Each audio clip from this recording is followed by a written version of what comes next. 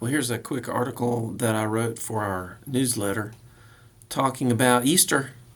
Back when I was little, I really did like Easter quite a bit. I remember the Easter baskets, the chocolate bunnies, and the different kinds of chocolate bunnies that I got. I don't think I get those anymore.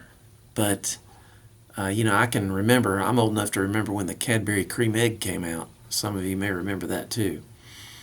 But anyway, the important thing was that Easter was a great family occasion. We had family members that gathered at our house. There was a big, big meal. I remember big ham, lots of potatoes and stuffing, but somehow less than you would expect to find at Christmas. So I was asking people, what sort of Easter memories do you have, and what does Easter mean to you? It can, of course, lose its meaning, just like Christmas does. Easter can be just another commercial holiday contrived to induce overspending and self-congratulatory behavior. But who's teaching the true meaning of Easter if it's not the church? The kingdom of God has to proclaim the message of the kingdom. That's what churches are supposed to be doing, proclaiming the message of Jesus and the kingdom, and not just becoming a means to some other end. So Jesus is the reason for the season of Easter. Jesus' life-giving message is echoed in the rebirth of spring, but it is also found in the Bible.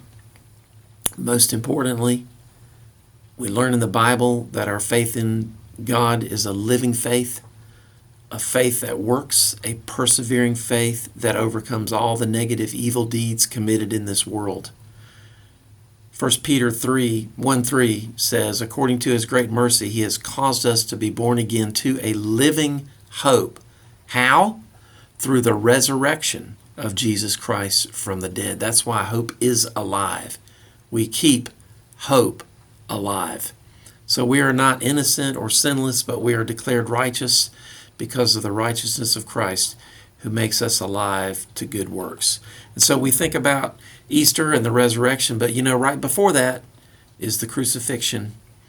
Good Friday, Jesus dying on the cross. He did that for others, not because of his own sin. As Romans 6:4 says, so that as Christ was raised from the dead through the glory of the Father, so too we might walk in the newness of life. So my encouragement to you is this Easter season, make your meditations and celebrations center on Jesus and his glorious resurrection from the dead. Because Jesus said, because I live, you will also live. John 14:19. Happy because of Jesus. See you later.